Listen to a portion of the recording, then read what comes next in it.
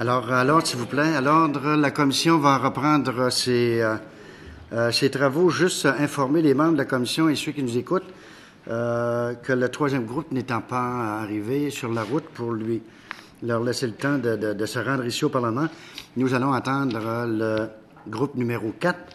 Alors, je vous demanderai de vous identifier, votre nom, votre titre et l'organisme que vous représentez. Et du même souffle, je vous informe que vous disposez d'environ 10 minutes pour présenter votre mémoire.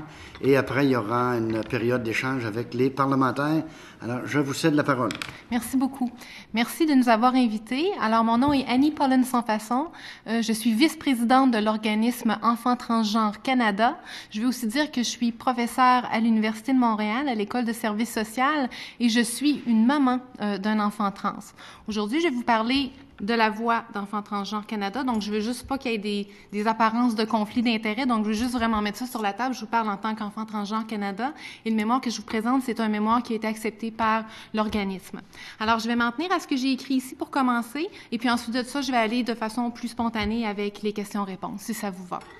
Alors, allez-y, Mme Paulin. Alors, pour vous expliquer un petit peu qu'est-ce que c'est Enfants Transgenres Canada, c'est un organisme à but non lucratif qui vise à offrir des espaces sécuritaires pour l'échange, le soutien des enfants qui sont trans, ainsi que leurs fratries, parce que les fratries vivent aussi des enjeux assez importants, ainsi que leurs parents. L'organisme a aussi pour objectif de sensibiliser les populations aux enjeux que vivent ces enfants-là et leurs familles, et aussi de favoriser le réseautage. Ce que je vous dirais, c'est que présentement, on offre des services, on est basé à Montréal, on offre un groupe de soutien pour parents, on offre un groupe de soutien pour enfants qui sont sous l'âge de 14 ans, parce qu'en fait, quand ils ont 14 ans, ils peuvent aller dans d'autres groupes, et on offre aussi un groupe rédaction, et on participe au maintien d'une page web afin de promouvoir l'information. Donc ça, c'est un petit peu sur l'organisme. Maintenant, ce que je voudrais présenter aujourd'hui, c'est la position d'Enfants Transgenres Canada par rapport au projet de loi 35. Alors, Enfants Transgenres Canada est d'avis que deux choses. Premièrement, la non-coïncidence entre l'identité civile d'une part et l'identité et l'expression de genre d'autre part sont au cœur des difficultés quotidiennes que vivent les jeunes trans. Les jeunes trans ainsi que leurs familles seraient protégés de situations au potentiel grandement discriminatoire et stigmatisant si le code était modifié et que les jeunes trans étaient autorisés à légalement changer leur prénom, sans obligation de publication bien sûr, et leur mention de sexe, sans chirurgie, et ce, avant 14 ans avec le consentement parental et sans consentement parental à partir de l'âge de 14 ans. Donc ça, c'est la position de l'organisme. Alors, juste pour vous situer un petit peu, je vous dirais qu'actuellement, l'American Psychological Association pathologise les jeunes trans en les diagnostiquant comme souffrant de dysphorie de genre. Toutefois, un nombre grandissant de recherches démontre que ce n'est pas l'identité du genre qui devrait être pathologisée, bien sûr, mais plutôt les difficultés qui viennent de l'environnement social, suivant la discrimination et l'oppression auxquelles ces jeunes sont soumis. Alors, le véritable problème, c'est le manque d'acceptation sociale ainsi que les difficultés de nature sociale rencontrées par les jeunes trans. Les expériences des jeunes trans ainsi que les membres de leur famille qui fréquentent Gender Creative Kids, Enfants Transgenres Canada, viennent tout à fait confirmer les avis des experts, parce qu'on en rencontre beaucoup, bien sûr, à notre organisme. Alors que ce soit, je ne sais pas si vous avez vu récemment dans les médias, si vous lisez les médias, si vous écoutez les médias, vous allez voir qu'on en voit de plus en plus des jeunes trans qui sortent. J'en ai quelques-uns ici. On a Ren Kaufman, qui était en Alberta, 11 ans. Harriet Cunningham, 10 ans en Colombie-Britannique. Daniel Sheridan, 8 ans en Ontario. On a eu Holly, 10 ans, et Matt, 15 ans, qui se sont présentés au Québec dans les médias et qui, en fait, sont sortis pour expliquer au monde comment ils se sentent et comment ils vivent leur genre, qui est différent de leur sexe anatomique. Ils ont également rendu public les défis auxquels ils sont confrontés quotidiennement. Un point commun émerge de leur témoignage. L'essentiel des problèmes qu'ils rencontrent au quotidien, ce n'est pas attribuable à la façon dont ils s'identifient, mais bien aux préjugés qu'ils vivent de façon constante. Alors, même lorsqu'ils sont soutenus par leurs parents, les jeunes trans font face à des défis quotidiens énormes. Ils sont de plus en plus victimes de harcèlement basé sur le genre. À l'école, l'utilisation des lieux ségrégés comme les toilettes ou les vestiaires s'avère poser des périls vraiment, vraiment épouvantables. souvent, il va y avoir des risques d'abus sexuels, psychologiques, ce qui peut entraîner des troubles post-traumatiques, comme le dit la collègue Françoise Sucette un petit peu plus tôt, à l'âge adulte, et accroître, bien sûr, le risque de suicide. Par exemple, le rapport de la Commission des droits de la personne et des droits de la jeunesse de Québec, publié en 2007, révèle que la honte et la culpabilité que peuvent ressentir ces jeunes du fait que les pressions sociales sont constantes et si importantes vont, bien sûr, affecter leur estime. Souvent rejetés, ils sont intimidés, insultés et menacés de contacts physiques non désirés et d'agressions. Cela peut miner leur confiance et causer de la démotivation scolaire. On parle beaucoup de décrochage scolaire chez ces jeunes-là. Bien que cela rapporte plus à l'homophobie, je pense que vous comprendrez que les questions, les enjeux trans sont aussi inclus dans ce rapport. L'obligation dans laquelle se retrouvent actuellement ces jeunes de vivre avec des papiers d'identité indiquant un prénom et une mention de sexe différente du genre auquel ils s'identifient exacerbe énormément ces difficultés quotidiennes. Donc, les jeunes trans peuvent difficilement passer une journée sans avoir à montrer une carte d'identité. OK? Que ce soit pour passer un examen à l'école ou aller recevoir une injection de Lupron, un inhibiteur d'hormones au CLSC. Ces jeunes-là doivent sortir des cartes d'identité tout le temps et expliquer à tout le monde qui ne les connaissent pas, en fait, que leur identité ne matche pas leur carte d'identité. Donc, dans un tel contexte, il devient impossible pour un jeune trans de vivre sa vie normale sans avoir à constamment justifier qu'il vive comme une personne trans. Donc, les difficultés commencent trop souvent lorsqu'une pièce d'identité doit être produite. Ces difficultés forcent les parents à constamment travailler, à développer des stratégies afin de protéger leurs enfants des discriminations et de leur permettre d'avoir accès à des services dont ils ont besoin. Mais les difficultés et les épreuves auxquelles les jeunes trans sont exposés sont pénibles et font naître plusieurs craintes chez les membres de leur famille. Malgré le soutien et les encouragements parentaux, les situations de discrimination décrites par plusieurs ont des conséquences dévastatrices. Donc, les parents qui participent à Enfants transgenres Canada sont d'avis que leurs enfants doivent être acceptés et aimés tels qu'ils sont.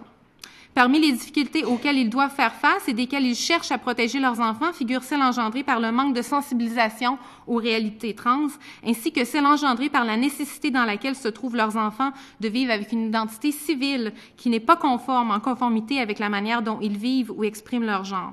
Alors voilà pourquoi Enfants transgenres Canada appuie la proposition visant à permettre aux jeunes de moins de 18 ans de changer au registre de l'état civil leur prénom sans publication et leur mention de sexe sans intervention chirurgicale. La possibilité de modifier le prénom et de changer la mention de sexe sans chirurgie et avant l'âge de 18 ans pourrait significativement contribuer à l'amélioration de leur vie, bien sûr, et réduire la stigmatisation et la discrimination vécue par ces jeunes trans. Enfants transgenres croient que ces changements devraient être autorisés aussitôt que possible afin de permettre notamment aux jeunes trans de débuter l'école secondaire où est-ce que beaucoup d'intimidation est vécue par ces personnes-là. Donc, ces jeunes-là pourraient commencer avec des papiers identifiés en conformité avec le genre auquel ils s'identifient. Alors, pour réitérer, Enfants transgenres Canada croit que les changements au registre de l'état civil du prénom et de la mention de sexe sans chirurgie devraient pouvoir s'effectuer avec consentement parental avant l'âge de 14 ans et sans consentement parental après l'âge de 14 ans. Voilà. Merci. Alors, merci beaucoup pour votre présentation. Maintenant, je vais céder la parole pour la période d'échange, commençant par vous, Monsieur le ministre. Oui, Monsieur le Président, merci. Merci, Mme Sans-Façon, d'être parmi nous aujourd'hui. En fait, j'ai un peu la même préoccupation que je formulais tantôt suite à l'intervention de Mme Dusset. Le projet de loi 35, au départ, il ne prévoyait rien à cet égard-là. Quant à la possibilité de changer de sexe sans qu'il y ait une intervention chirurgicale, comme c'est le cas présentement. Suite à des discussions qu'on a eues en commission parlementaire, j'ai décidé de déposer un amendement m'inspirant fortement de la situation en Ontario, qui,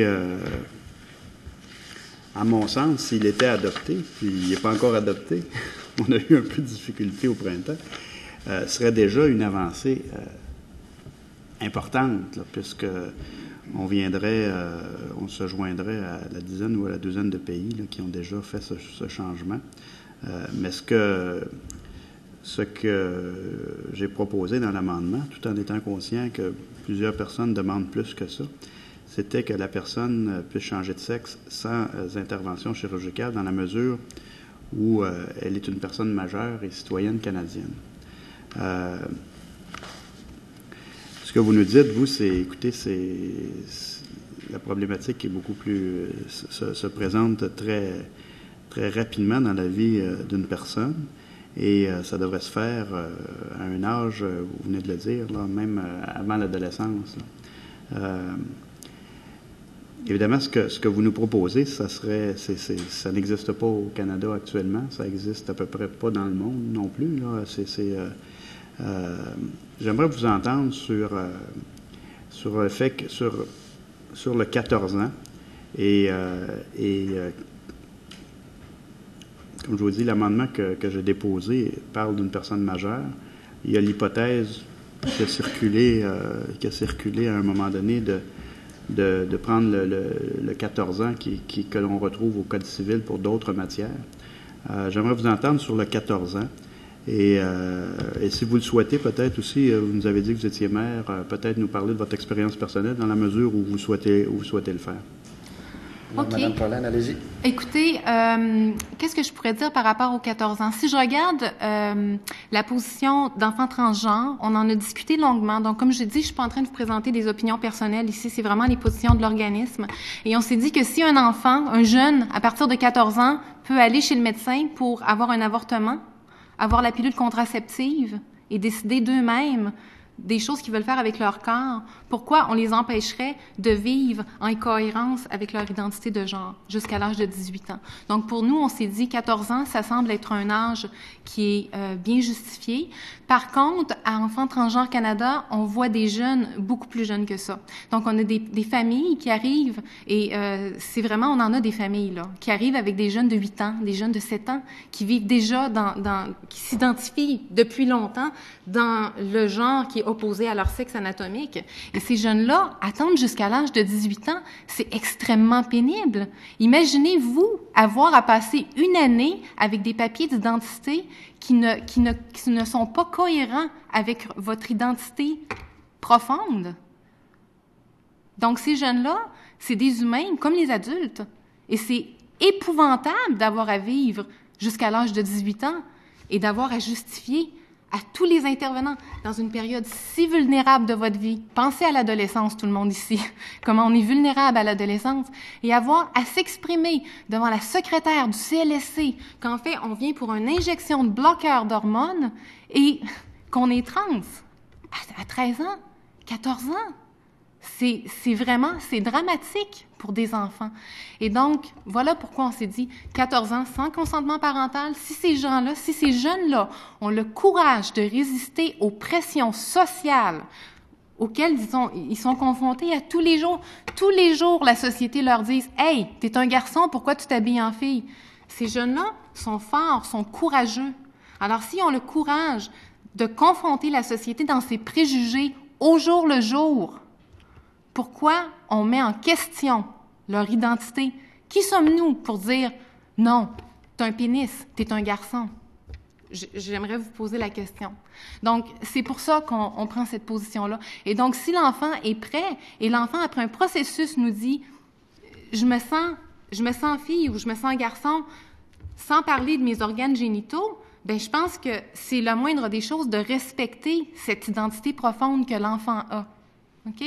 Et donc, si vous voulez, bon, je ne veux pas faire du sensationnaliste ici, mais j'ai dit que j'ai un enfant. Moi, j'ai une fille d'11 ans qui est née garçon. Et depuis qu'elle a 3 ans, elle nous dit qu'elle ne se sent pas garçon. Et ça ne s'est pas passé du jour au lendemain, cette affaire-là. On n'est pas sorti au brancard 2 minutes après qu'elle nous ait mentionné. On l'a suivi, on est allé consulter, on a suivi, on a écouté, on est allé selon ce que notre enfant nous a dit. Et aujourd'hui, elle vit 100% comme une fille. Et vous savez, quand un enfant vit comme trans, ben il passe. Il n'y a pas de barbe, il n'y a pas de pomme d'Adam, il n'y a rien. Donc, la seule chose qui fait en sorte que mon enfant ne peut pas vivre une vie normale, c'est qu'elle a des marqueurs sexuels sur sa carte qui lui rappellent à tous les jours qu'elle est trans. c'est ce qui vous amène à dire, et c'est ce qui amène votre organisme à dire, il faudrait aller même en bas de 14 ans avec le consentement des parents. Voilà pourquoi. C'est ça, parce qu'en fait, c'est l'enfant qui le sait. Imaginez-vous la pression sociale que ces jeunes ont sur le dos tous les jours de sortir de chez eux. Un petit garçon qui est connu comme un petit garçon. Mon enfant a transitionné. Quand on parle d'une transition, ça veut dire qu'elle est partie d'un garçon, maintenant vit comme une fille. On a transitionné dans notre voisinage. Donc, on n'a pas déménagé. Elle n'a pas changé d'école. Imaginez la pression qu'elle a résistée depuis qu'elle est petite pour dire « Je me sens pas comme un garçon, moi je me sens comme une fille, puis moi je suis bien en robe. » Alors pourquoi je suis qui, moi, pour dire « Non, tu es un garçon. Je suis personne. » On a une identité propre, tout le monde a une identité propre ici. Et même si j'essaie de convaincre quelqu'un ici que vous êtes un orignal, je réussirai pas. Est-ce que vous voyez ce que je veux dire? On ne peut pas convaincre quelqu'un de ce qui n'est pas. Donc, je pense que c'est d'accepter. C'est drôle, qu'est-ce que je suis en train de vous dire, mais il faut vraiment accepter la personne. Si la personne vous dit qu'elle est quelqu'un, je pense que c'est d'y croire. Est-ce que vous me suivez? On n'est personne pour dire qui quelqu'un d'autre est. On ne peut pas décider l'identité de quelqu'un. Bien, Monsieur le Président, merci pour ce témoignage. C'est éclairant. Évidemment, on va avoir comme membre de la commission, Monsieur le Président, regarder tout ça. Je l'ai dit d'entrée de jeu, moi j'ai déposé un amendement qui parle de la possibilité de changer de sexe sans subir l'ensemble des interventions chirurgicales qui sont requises actuellement pour les personnes majeures ayant la citoyenneté canadienne. On aura le débat pour voir s'il y a lieu de modifier, d'abord, dans un premier temps, de voir si on va de l'avant avec cette possibilité de changer de sexe sans subir les interventions chirurgicales qui sont présentement requises. Et on aura certainement ce débat à savoir si, sur la question de l'âge. Maintenant, vous comprenez que c'est ce que la commission aura à regarder, c'est gros comme changement. Et déjà, je peux vous dire que même l'amendement pour une personne majeure qui a la citoyenneté canadienne, ça ne suscite pas nécessairement l'adhésion de tous d'entrée de jeu. Là. C'est déjà un changement, quant à moi, qui serait...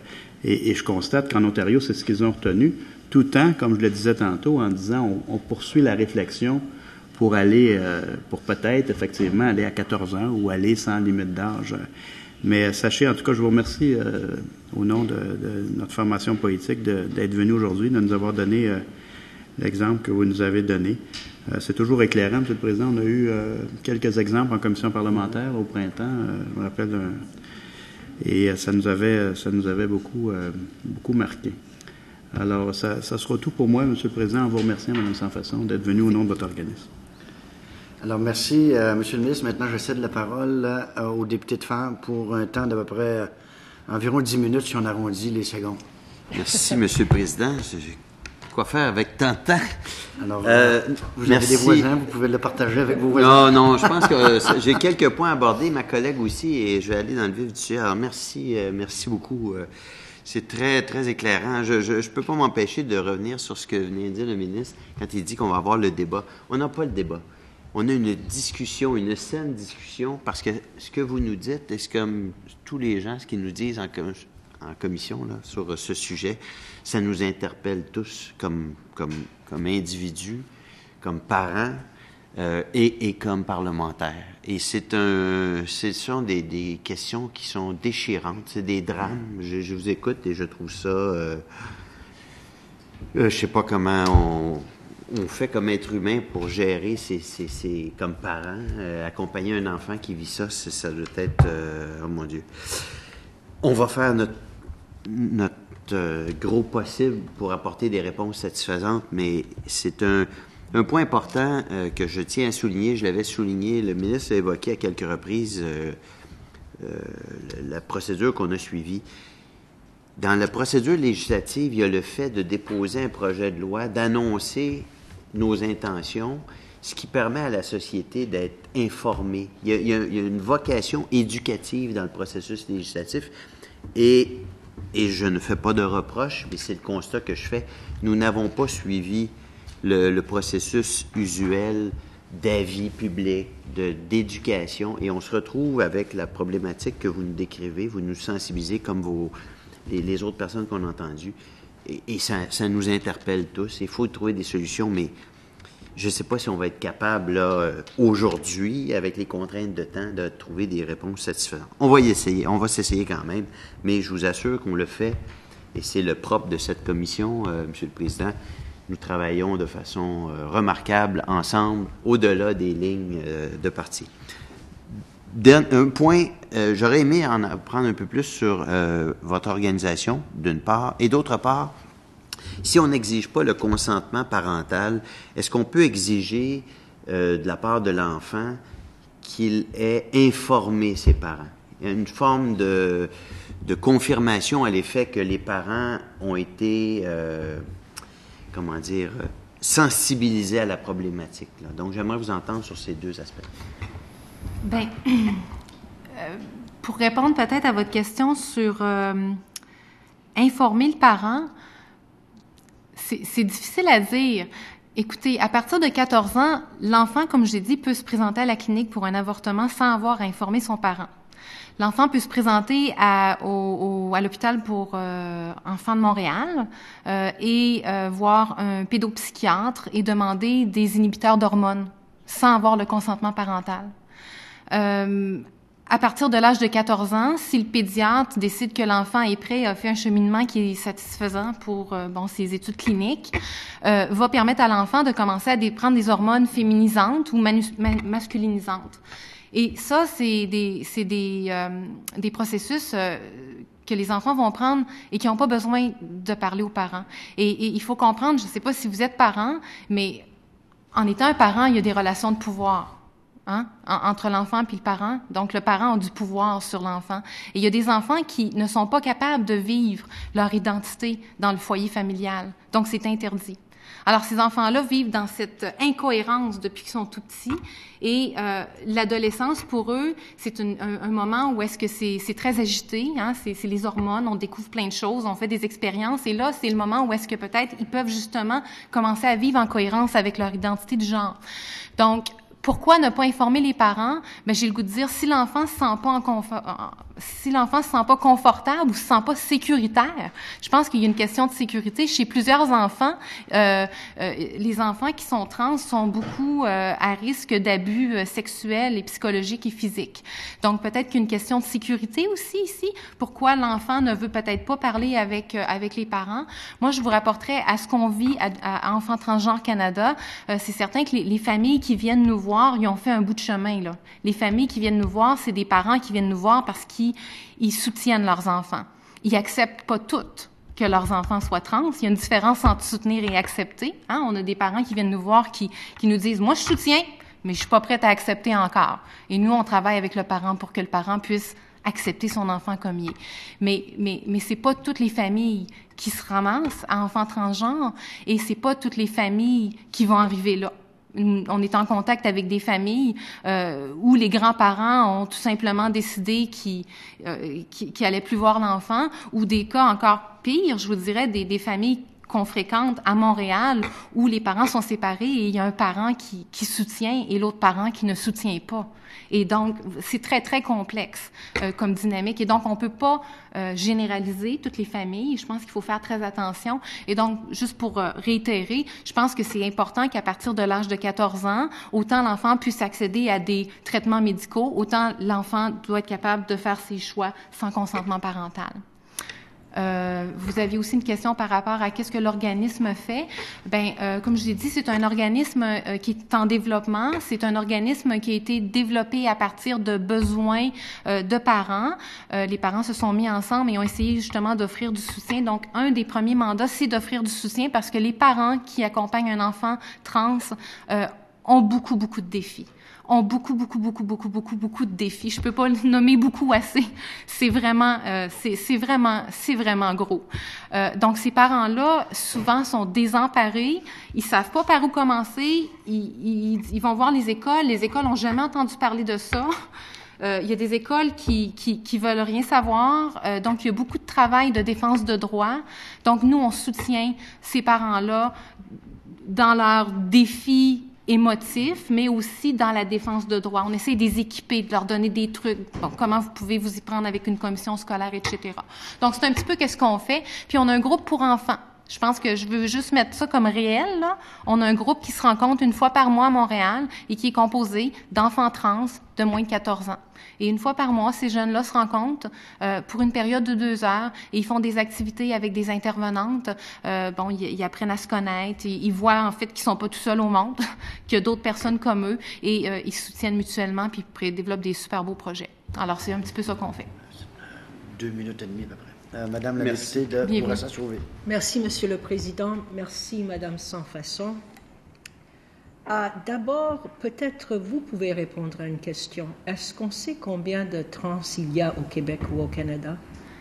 Ça, c'est la question à $1 million. La statistique que je peux vous citer, il y a une recherche de 2009 qui dit qu'entre 3,8 et 8,3 % des enfants ne sont pas conformes à leur sexe anatomique au niveau de leur expression du genre. OK? Par contre, c'est quand même un bon écart là, de 3,8 à 8,3, on s'entend. Par contre, c'est pas tous ces enfants-là qui vont s'identifier comme étant trans plus tard. Plusieurs d'entre eux vont s'identifier à un moment donné sur le spectre gay, lesbienne, bisexuel, bon. OK, donc c'est pas tous ces enfants-là qui vont devenir trans. Donc, on parle pas de millions. Je pense que Mme Susset parlait au Québec, on parle pas de millions d'enfants comme ça. Mais on parle quand même d'un bon nombre, assez pour porter notre attention sur ces difficultés-là. Oui, je crois qu'au Vermont, il y a une étude et on a dit que c'était environ 0,5 % de la population qui était trans. Mais ça va. Mais qu'il soit 0,5 % ou qu'il soit 10 %, il y a des enfants qui souffrent présentement. Si on dit 0,5 % de la population du Québec, c'est plus que 40 000 personnes. OK. Alors, c'est beaucoup.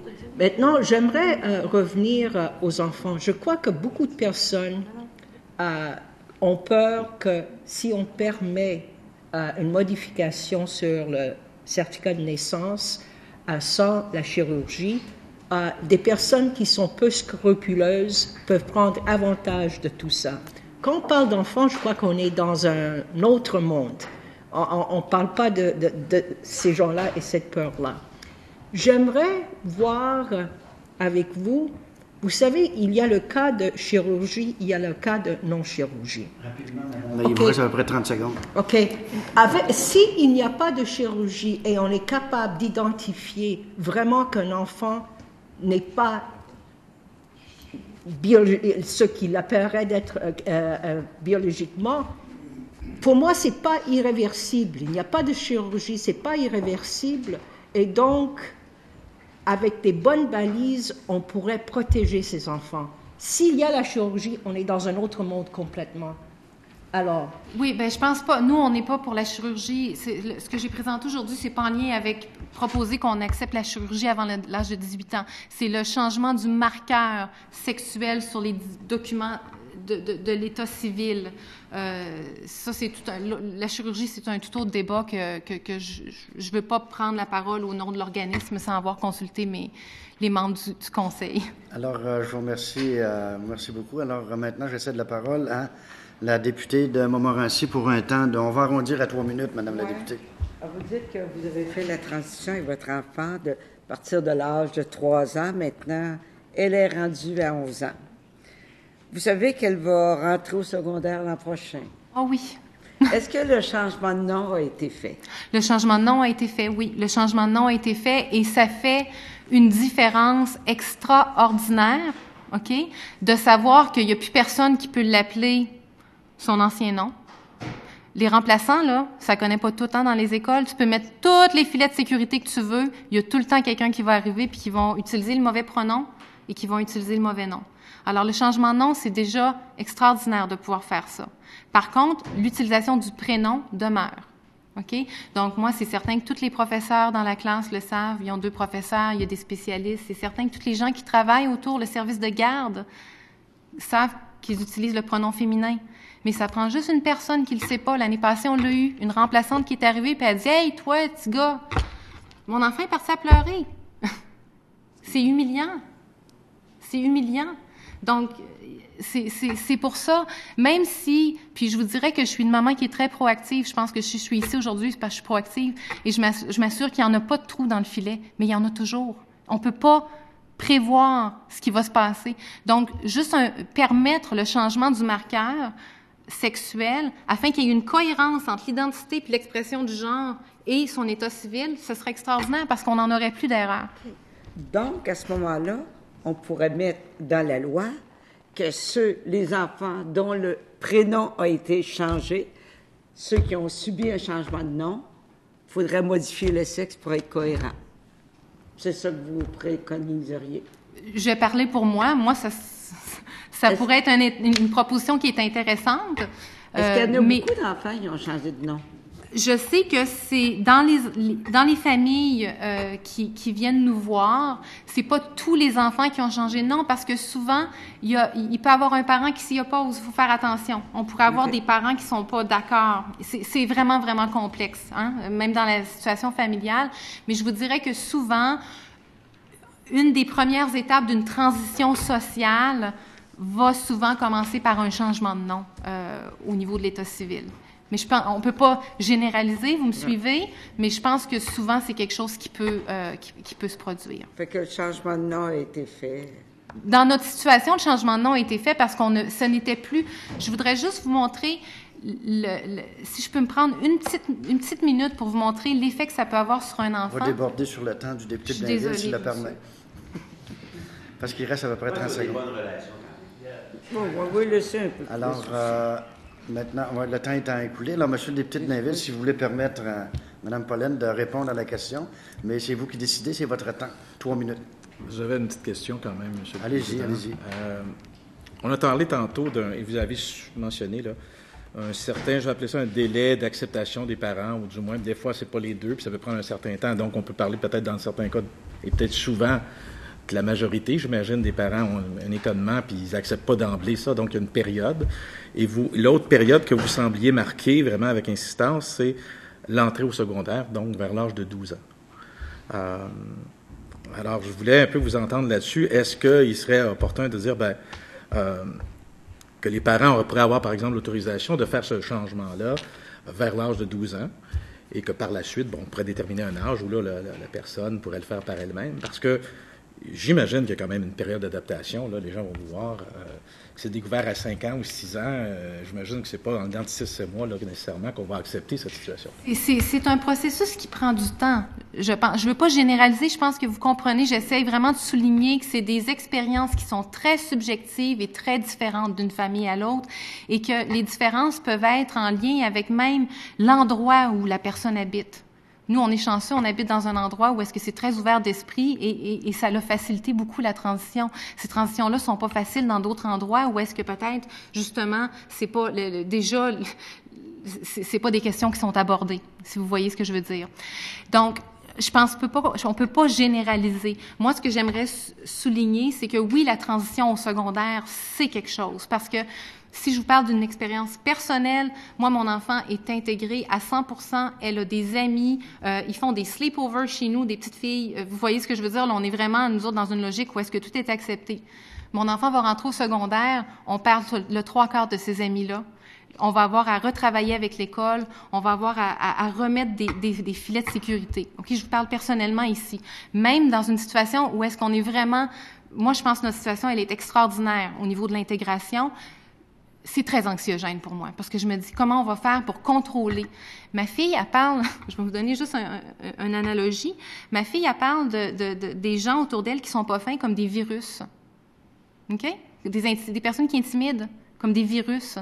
Et donc, pour la protéger, il faut développer des corps de globules blancs, des alliés. Mais imaginez, vous rentrez au secondaire, puis c'est plein de virus. Il faut avoir plus de globules blancs que de virus pour être capable de contrôler la situation. Vous me suivez dans mon illustration ici? Et donc, si c'est ma fille qui dit ça, c'est pas moi, c'est pas mon histoire, c'est la sienne. Mais vous comprenez que si on a déjà un changement de marqueur sexuel, déjà on va pouvoir contrôler la situation beaucoup plus rapidement, parce qu'en fait, il y a personne qui va avoir à savoir que mon enfant est trans. Tandis que si on n'a pas ça, aussitôt qu'on rentre, ça prend juste un intervenant qui n'a pas été informé. Juste un. Pour dire, « Ah oui, Monsieur Pollen. »« Ah oui. Ah, t'es un gars, toi? Qu'est-ce que tu fais bien, fille? » Madame Saint-François, je suis désolée. Avant de suspendre, je veux juste, madame, vous remercier de votre participation à cette commission. C'était très éclairant. Et je veux surtout remercier la mère en vous qui avait continué à accompagner votre enfant. Alors, tout le mérite vous revient. Je pense que les membres de la commission vont partager ce que je vous fais comme message. Alors, je vous remercie beaucoup. Alors, je vais suspendre quelques instants pour permettre au dernier groupe de prendre place.